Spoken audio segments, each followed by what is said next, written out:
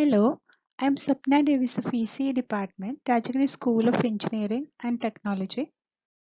Next, we'll see Markov models. To handle sequential data, one simple approach is to use Markov model. In the first order Markov chain shown in the figure, the joint distribution for n observations is given by P of x1 to xn equal to P of x1 multiplied by the product of n equal to 2 to n P of xn on xn minus 1, and conditional distribution for xn on all observations up to time n is P of xn on x1 to xn minus 1 equal to P of xn on xn minus 1. In such a model, predictions will depend only on the immediately preceding observation and independent of all earlier observations, as we can see in the figure. In the second order Markov chain, xn depends on two previous observations xn minus 1 and xn minus 2. Here in the figure, x3 depends on only x1 and x2. Similarly, x4 depends on only x2 and x3, and so on. The joint distribution is a P of x1 to xn equal to P of x1 multiplied by P of x2 on x1 multiplied by the product of n equal to 3 to n P of xn on xn minus 1 and xn minus 2. In an mth order Markov chain, conditional distribution for a variable depends on the previous m variables. To build a model for sequences not limited by the Markov assumption, we can introduce additional latent variables. For every observation xn, we introduce a corresponding latent variable zn. The latent variables form a Markov chain as shown in the figure, and this is called as a state space model. We can represent the sequential data using a Markov chain of latent variables. This structure forms the foundation for the hidden Markov model. Here Zn minus 1 and Zn plus 1 are independent given Zn. The joint distribution for this model is as given by this equation, and there is always a path connecting any two variables xn and xm via the latent variables.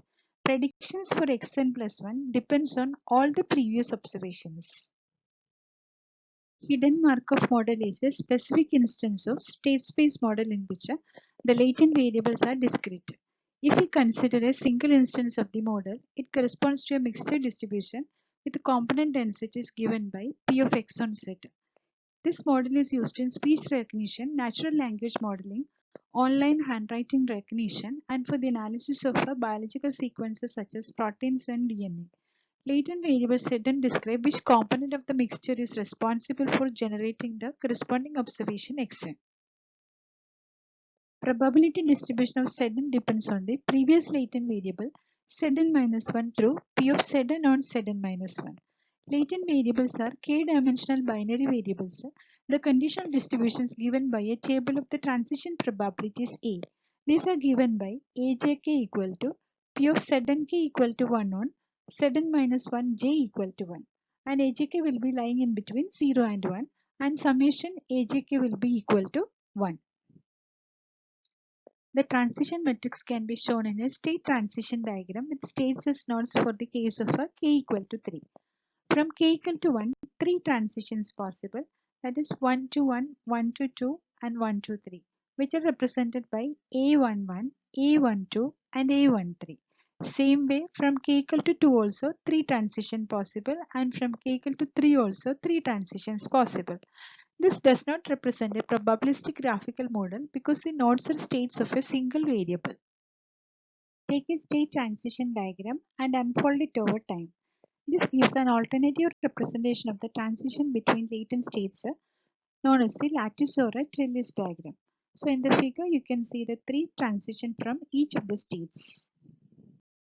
The probabilistic model is given by conditional distributions P of xn on Zn phi, where phi is a set of parameters governing the distribution. These are known as emission probabilities. For a given phi, the distribution P of xn on Zn phi consists of a vector of k numbers corresponding to the k possible states of the binary vector Zn as given by the equation. The joint probability distribution over both latent and observed variables is also given. Here x equal to x1, x2 up to xn, and z equal to z1, z2 up to zn, and theta equal to pi a phi. It denotes a set of parameters governing the model. The initial latent node z1 does not have a parent node, So P of Z1 is represented by a vector of probabilities pi with elements pi k, where summation pi k equal to 1.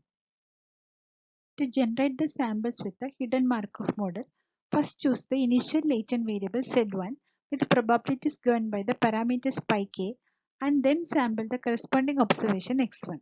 Now choose the state of Z2 according to the transition probabilities P of Z2 on Z1. Suppose that the sample for Z1 corresponds to state J, then choose the state K of Z2 with the probabilities Ajk for K equal to 1 to K. Once we know Z2, we can draw a sample for X2 and also sample the next latent variable Z3 and so on. Left to right a hidden Markov model. Here Ajk equal to 0 if K less than J. State transition diagram for a 3-state hidden Markov model is shown. This model can be illustrated with the lattice diagram given below. Gaussian mixture models. Gaussian distribution has some important analytical properties, but it has got some significant limitations in modeling real data sets. A simple Gaussian distribution may not capture the real data structure, whereas a linear superposition of two Gaussians gives a better characterization of the data set. Such linear combinations of basic distributions such as Gaussians can be formulated as a probabilistic models known as mixture distributions. Figure shows that a linear combination of Gaussians can give very complex densities. Using a sufficient number of Gaussians and adjusting their means, covariances and coefficients in the linear combination, any continuous density can be approximated. Consider a superposition of k Gaussian densities as given in the equation, and this is called as a mixture of Gaussians. Each Gaussian density n of x mu k sigma k is called a component of the mixture and has its own mean mu k and covariance sigma k. The parameters pi k are called as the mixing coefficients, and summation pi k will be equal to 1 and the value of pi k will lie in between 0 and 1. Therefore, the mixing coefficients satisfy the requirements to be probabilities. So Px equal to summation pk p of x on k, and this is same as the previous equation with the pi k equal to pk and n of x mu k sigma k equal to p of x on k. P of k on x is defined using the base equation. The form of the Gaussian mixture distribution is given by the parameters pi, mu and sigma, where pi equal to pi 1 to pi k, mu equal to mu 1 to mu k, and sigma equal to sigma 1 to sigma k. These parameters can be estimated by the maximum likelihood estimation technique or expectation maximization method. Log of the likelihood function is given by logarithm of p of x with respect to the parameters pi, mu and sigma. Here x equal to x1 to xn. Next is a formulation of Gaussian mixtures in terms of a discrete latent variables. Introduce a k-dimensional binary random variable set in which a particular element set k is equal to 1 and all other elements are equal to 0. Set k will be either 0 or 1 and summation set k will be equal to 1 and there are k possible states for the vector set. The joint distribution Px in terms of Pz and P of x on z corresponding to the graphical model can be defined. The marginal distribution over z is given in terms of the mixing coefficients pi k. P of z k equal to 1 is a pi k and pi k lies between 0 and 1 and summation pi k equal to 1. Because z is one of the k possible states, Pz can be defined as before. Conditional distribution of x for a given z is a Gaussian. And finally, we get a Px equal to summation k equal to 1 to k pi k n of x mu k sigma k. For every data point xn, there is a corresponding latent variable zn. Let gamma zk denotes a p of zk equal to 1 on x. Then using the Bayes theorem, we can find out gamma zk. Here pi k is the priori probability of zk equal to 1 and gamma zk is the posteriori probability on observing x.